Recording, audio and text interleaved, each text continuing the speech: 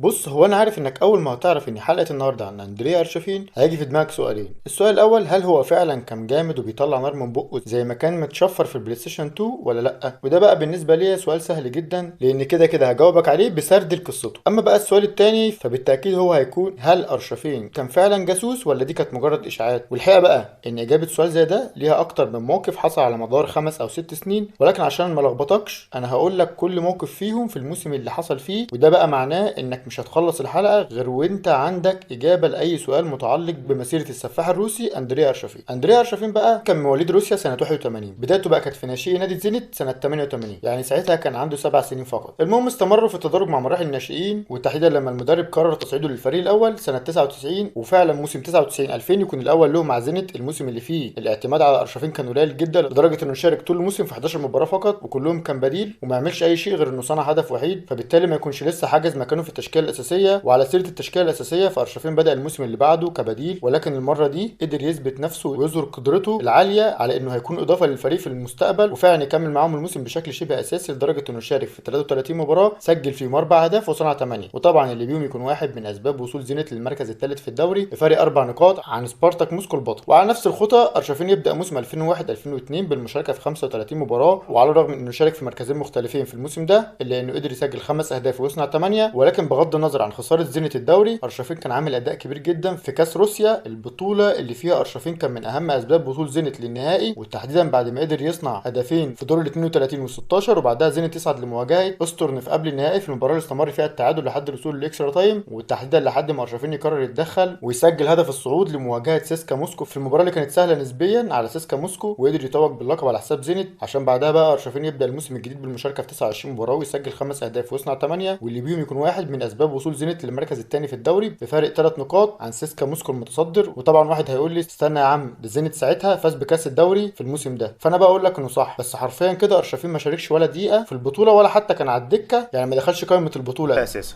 عشان بعدها بقى ارشفين يبدا الموسم الجديد بالمشاركه في 31 مباراه ويسجل 6 اهداف، ولكن المره دي صنع 15 هدف، ولكن ده طبعا يكون بدون فايده، وخصوصا بعد احتلال زينت المركز الثالث في الدوري. وحتى في الموسم اللي بعده لما ارشفين شارك في 41 مباراه وسجل 15 هدف وصنع 10، يعني مشارك في 25 هدف، وبرده زينت ينهي الدوري في المركز السادس. والضحك بقى ان استمر الوضع ده في الموسم اللي بعده، وعلى الرغم من ان ارشفين شارك في 44 مباراه وسجل فيهم 12 وصنع زيهم، الا ان برده زينت ينهي الدوري في المركز السادس. ولكن المره دي مشاركه ارشفين مع زينت في اليوروبا ليج تكون لها شكل مختلف، وخصوصا بعد ما قدر يقود الفريق للوصول للربع النهائي، وتحديدا بعد تالقه وتسجيل هدفين في الادوار الاولى، وبعدها يسجل هدف في الفوز على روزبورج النرويجي، وبعدها يسجل هدف في الفوز على مارسيليا في دور 16، واللي بيه زينت يصعد لمواجهه اشبيليه في ربع النهائي في المواجهه اللي حسمت من مباراه الذهاب بعد ما اشبيليه تفوق برباعيه، وطبعا بعد التعادل في العوده يتم حسم خروج زينت. ولكن لك ان تتخيل ان الفريق اللي خرج من ربع النهائي واحتل المركز السادس في دوريه يكون فيه افضل لاعب في روسيا. ايوه زي ما سمعت كده، ارشفين على الرغم من العك اللي حصل ده كله يقدر يفوز بجائزه لاعب الموسم في روسيا، وده لو هياكد على شيء فاكيد الشيء ده ان هو كان شايل الفريق لوحده. ما علينا، المهم بعدها ارشفين يبدا الموسم الجديد بالمشاركه في 34 مباراه ويسجل 10 اهداف ويصنع 15، ولكن بعيد عن الارقام فارشفين كان متالق بكل الطرق لدرجه انه يتسبب في تتويج النادي بالدوري لاول مره في تاريخه. لا استنى، ده القصه ما انتهتش على كده، لا ده كمان تالق ارشفين استمر في الموسم اللي بعده، وتحديدا بعد مشاركته في 44 مباراه ويسجل 12 هدف ويصنع 17، وساعتها ارشفين يبدا الموسم بتسجيل هدف في الفوز بالسوبر المحلي لاول مره في تاريخ النادي برضه. ولا استنى، ده لسه كل اللي حصل ده كوم، واداء ارشفين في اليوروبا ليج ده كان كوم تاني. واللي يسالني ازاي هقول له ان ارشفين في البطوله دي قدر يكون من اهم اسباب وصول زينت للنهائي، وتحديدا بعد تسجيله هدفين وصناعه زيهم في الادوار الاولى، واللي بيها استمر زينت لحد مواجهه مارسيليا في دور 16 في المباراه اللي تسجيل فيها ارشفين هدف وصناعه الثاني يحسم الصعود لمواجهه باير ليفركوزن في ربع النهائي، في المواجهه اللي على نفس الخطى تسجيل ارشفين فيها هدف وصناعه الثاني يتسبب في صعود الفريق لمواجهه العملاق البافاري في قبل النهائي، في المباراه اللي زينت فيها حقق المفاجاه وقدر يكتسح البايرن بنتيجه 5-1 بمجموع المباراتين، وطبعا اللي بيهم الفريق يصعد لمواجهه رينجرز في النهائي في المباراه اللي استمر فيها التعادل لحد الدقيقه 72، وتحديدا بعد ما ارشفين قرر يتدخل ويصنع الهدف الاول، وهوب بعدها بدقايق زينت يسجل الثاني، واللي بيأكد على الفوز باللقب كاعظم انجاز في تاريخ النادي. وطبعا انت كده المفروض تعتقد ان الموسم انتهى، فانا بقى افاجئك واقول لك ده لسه انضمام ارشفين للمنتخب في يورو 2008، البطوله اللي فيها ارشفين ما لعبش اول مباراتين بسبب الايقاف، ولكن ده ما يمنعش انه في اول مباراه له ضد السويد قدر يسجل هدف في الفوز عليهم، واللي بيصعد المنتخب الروسي لمواجهه هولندا في ربع النهائي في المباراه اللي استمر فيها التعادل لحد الاكسترا تايم، عشان بعدها هيجي ارشفين يسجل هدف ويصنع الثاني، واللي بيها روسيا تصعد لمواجهه اسبانيا في قبل النهائي، ولكن ساعتها اسبانيا تفوق بثلاثيه، واللي بيهم ينتهي اهم انجاز لروسيا في تاريخ اليورو. ولا استنى، ده ارشفين ساعتها مش بس ينضم لتشكيله اليورو، لا ده كمان يدخل القائمه المختلفه مختصره لجائزه البالون دور ويحتل المركز السادس فيها، واللي بيها ينتهي الموسم الاعظم في تاريخ ارشفين. عشان بقى بعد العظمه دي ارشفين يبدا الموسم الجديد بالاستمرار على نفس العظمه، وتحديدا بعد قيادته لزينت للفوز على اليونايتد في السوبر الاوروبي. وده بقى اللي خلى اداره ارسنال تسال مين الواد اللي نازل تخبيط في كل فرق اوروبا ده. وطبعا بعد التحري اكتشفوا انه لاعب مختلف تماما والفريق بحاجه له. وفعلا في الانتقالات الشتويه ارسنال يعرض عليه 7 مليون مقابل الانضمام، ولكن زينت ساعتها يرفض. وبعدها ارسنال يقرر يفك الكيس ويقدم عرض ب 16 مليون ونص يورو. وطبعا الرقم ده زينت ما ينفعش يرفضه، وفعلا تتم الصفقه كاغلى صفقه في تاريخ ارسنال. وفعلا ينتهي قبل بدايه الدور الثاني، لان فينجر قال نضمه في نص الموسم عشان ياخد على اجواء الدوري الانجليزي، ومع بدايه الموسم الجديد يكون اتاقلم ويقدم اداء افضل. ولكن طبعا الكلام ده ما ينفعش مع ارشفين اللي بدا الدور الثاني مع ارسنال كانه مولود في الدوري الانجليزي. يعني الراجل في بدايته ضد بلاك بيرن يسجل هدف ويصنع هدفين، وبعدها يسجل هدف ويصنع الثاني في الفوز على ويجن. المهم اداء ارشفين في اول مباريات دي كان بيقول انه فعلا يستاهل انه يكون الاغلى في تاريخ النادي. وطبعا الكلام ده استمر لحد مباراه ارسنال ضد ليفربول، المباراه اللي غيرت تاريخ ارشفين بسبب تسجيله سوبر هاتريك على ليفربول. لا وكل ده في انفيلد، واللي بيها يكون اول لاعب يسجل سوبر هاتريك على انفيلد من سنه 1946، وكمان يكون سادس لاعب في تاريخ الدوري الانجليزي يسجل سوبر هاتريك على ارض الخصم. وطبعا بعد الكلام ده خلاص فكره ان ارشفين لاعب كبير دي بقت اجباري مش اختيار، لانه فرض نفسه على كل الناس. عشان بقى بعد العظمه دي ارشفين يبدا الموسم الجديد بالمشاركه في 40 مباراه، وعلى الرغم من اصابته اللي كانت سبب في غيابه شهر ونص تقريبا، الا انه قدر يسجل 12 هدف ويصنع 8، واللي بيهم يكون واحد من اسباب وصول ارسنال للمركز الثالث في الدوري. وعلى نفس الخطى ارشفين يبدا الموسم الجديد بالمشاركه في 50 مباراه ويسجل 10 اهداف ويصنع 18، واللي بيهم يكون واحد من اسباب وصول ارسنال لنهائي كاس الرابطه، وتحديدا بعد تسجيله هدف في الفوز على توتنهام، وبعدها يصنع هدفين في قبل النهائي، واللي بيهم يصعد ارسنال لمواجهه بيرمنجهام في النهائي في المباراه اللي فيها على الرغم من ان ارشفين صنع هدف لفان بيرسي الا ان بيرمنجهام يحقق مفاجاه ويسجل هدفين ويفوز بالبطوله على حساب ارسنال. عشان بعدها بقى ارشفين يبدا الموسم الجديد ويكون مشارك لحد نهايه الدور الاول في 28 مباراه ويسجل 4 اهداف وصنع زيهم. وفجاه مع اخر يوم مع الانتقالات الشتويه نفوجئ بانه طلع اعاره لزينت، وهنا بقى قصه الجاسوسيه بدات. وده بقى عشان قبلها بفتره قليله تقارير المخابرات البريطانيه ظهرت ان في 200 جاسوس روسي في انجلترا. وطبعا بما ان ارشفين اشهر روسي في البلد اكيد هيكون موجود في دايره الشكوك، وده بقى الجزء الصغير في القصه. اما بقى الجزء الاكبر والاهم هنعرفه كمان شويه. المهم فعلا يتم انضمام ارشفين لزينت عشان يكمل معاهم الموسم بالمشاركه في 10 مباريات ويسجل 3 اهداف ويصنع 4، واللي بيهم يكون واحد من اسباب فوز النادي بالدوري. ومع نهايه الموسم تجري استدعاء للمنتخب في يورو 2012، البطوله اللي فيها صناعه ارشفين 3 اهداف في مباراتين التشيك وبولندا ما يكونوش كافيين للصعود، والمنتخب الروسي يخرج من الدور الاول. عشان بعدها ارشفين مع نهايه الموسم يرجع ارسنال تاني ويشارك بشكل قليل جدا، لدرجه انه طول الموسم ما شاركش غير في 11 مباراه ويصنع فيهم 6 اهداف ويسجل هدف وحيد. وطبعا النتيجه للكلام ده ان مع نهايه عقده النادي ما يتكلمش معاه في تجديد، وده اللي يخليه يرجع تاني النادي زينت. وفعلا يبدا معاهم موسم 2013 2014 بالمشاركه في 34 مباراه ويسجل 4 اهداف ويصنع 7، ولكن لسوء الحظ ان زينت ساعتها يخسر الدوري بفارق نقطه وحيده في الاوقات الاخيره. عشان بعدها بقى ارشفين يبدا الموسم الجديد بمستوى متواضع جدا، لدرجه انه يشارك طول الموسم في 21 مباراه وما يعملش فيهم اي حاجه غير انه يسجل هدفين. وطبعا النتيجه للكلام ده انه ما يكونش سبب في تتويج النادي بالدوري، وده طبعا نتيجته ان ارشفين يقبل عرض نادي كوبان الروسي، النادي اللي ارشفين قضى معاه الدور الاول باداء متوسط جدا، لدرجه انه في الدور الثاني انتقل لنادي كريات الكازاخستاني وفعلا يقضي معاهم الدور الثاني عشان يكون شارك في اجمالي 37 مباراه ما بين الفريقين ويسجل 8 اهداف ويصنع 9. ومع نهايه الموسم وبعد 5 سنين يتفتح ملف الجاسوسيه تاني، وده حصل لما ارشفين اكد انه مكمل مع النادي الكازاخستاني. وطبعا بما انه مكمل فاكيد زوجته وبنته هيروحوا يعيشوا معاه، وفعلا زوجته تحجز طيران من روسيا لكازاخستان، وبعد طلوع الطياره حصل مشاده بينها وبين المضيفه بسبب حزام الامان. وفي وسط المشاده زوجة ارشفين تقول انتم ازاي تكلموني كده، انا عميله سريه في الامن الفيدرالي الروسي. ولكن ساعتها شركه الطيران ما تصدقهاش وتطردها من الطياره. وطبعا بعد ارسال تقرير شركه الطيران عن اللي حصل مع زوجة ارشفين الخبر انتشر جدا، والناس اللي كانت قرت الخبر ده من 5 سنين وما كانتش مركزه ترجع تربط الاحداث. وطبعا الناس اللي ما كانتش تعرف الخبر القديم بعد ما شافوا الخبر الجديد يرجعوا يبحثوا ويعرفوا ان في خبر قديم، وهوب الاحداث تربط بعضها. وبعدها شويه اجتهادات تقول ان زينت فعلا كان قاصد يودي ارشفين للندن، لانه ساعتها رفض عرض من اكتر من نادي وعلى راسهم كان برشلونه وغيره بقى زي ما انت فاهم. وبعدها الكلام يتاكد لما يدوروا ويعرفوا ان في مستثمر روسي من الملاك في اسهم ارسنال هو اللي مول الصفقه بالعرض الجديد. لان لو تفتكر انا قلت لك ان زينت رفض العرض الاول واللي هو كان ب 7 مليون، وهو اللي اصر على وجود ارشفين، وده اللي خلاه يدفع الفرق من معاه. وبعد انتشار الخبر ده بقى تم اضافه اسم المستثمر ده تحت بند المراقبه في لندن، ولكن كل ده راح على الفاضي بعد تصريح المونيا حارس ارسنال ساعتها اللي حسم القصه وقال ان ارشفين ما كانش له علاقه اصلا بزمايله، وكان بيروح التمرين ويخلص ويمشي من غير ما يسلم على حد ولا اي حاجه، وما كانش ليه اصحاب. وبعدها الموضوع يكمل بشويه اجتهادات ويعرفوا ان زوجته اللي حصل معاها المشكله في الطياره هي زوجته الثانيه اللي اتجوزها في 2016 بعد ما انفصل عن الاولانيه. وطبعا الكلام ده اكد انه ملوش علاقه بقصه الجاسوسيه لانه مشي من ارسنال قبل 2016، وده بقى اللي اكد ان مفيش اي دليل ضد ارشفين كونه جاسوس او لا. وده بقى اللي يرجعنا للجانب الكروي واللي هو فيه ارشفين قضى مع النادي الكازاخستاني الفتره من مارس 2016 لحد يناير 2019 بالمشاركه في 98 مباراه ويسجل 28 هدف ويصنع 34. وبعدها وبعد ما تجاوز 37 عام يقرر الاعتزال بعد ما قدم مسيره تستحق الاشاده، واللي تتمثل في المشاركه مع الانديه في 627 مباراه، واللي سجل فيهم 139 وصنع 186 وفاز فيهم بالدوري الروسي 3 مرات والسوبر المحلي مره، بالاضافه لفوزه باهم بطولتين في مسيرته هما اليوروبا ليج والسوبر الاوروبي، وده بقى مع الانديه. اما بقى لو رحنا لمشاركاته مع المنتخب واللي تتمثل في المشاركه في 76 مباراه وتسجيل 17 هدف وصناعه 20. وبس يا سيدي، وبكده نكون وصلنا لنهايه الفيديو. طبعا لو عجبك الفيديو ما تنساش تعمل لايك، وتقول لنا بقى تحب نتكلم عن مين الفيديو الجاي. سلام.